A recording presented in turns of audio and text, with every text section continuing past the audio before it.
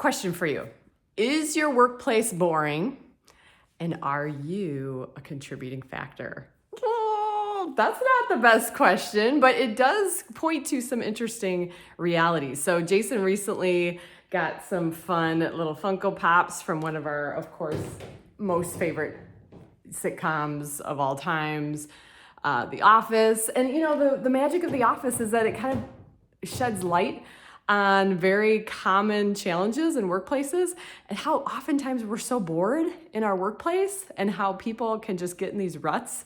And that's what creates the comedy genius of what they do in those moments, whether it's putting a stapler in Jell-O, you know, the pranks, or just, you know, spilling chili all over the place, whatever the day is. But my question for you is your workplace boring, and are you kind of a contributing factor? So if you are answering yes, and you know, I applaud your honesty.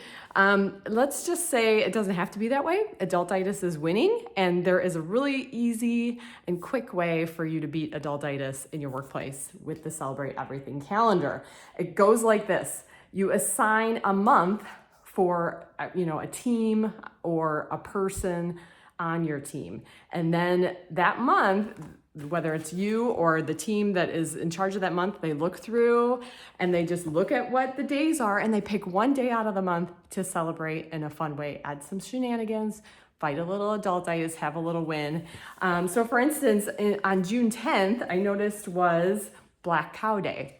How simple is it to get a whole bunch of 2 liters of like grape and root beer and orange and a big thing of vanilla ice cream and some Solo cups, and all of a sudden at 2 p.m. we're having black cows at work. Now, all of a sudden black cows at work means that work was not all so terrible that day. And for $25, well, who are we kidding? Probably $50 at the grocery store these days.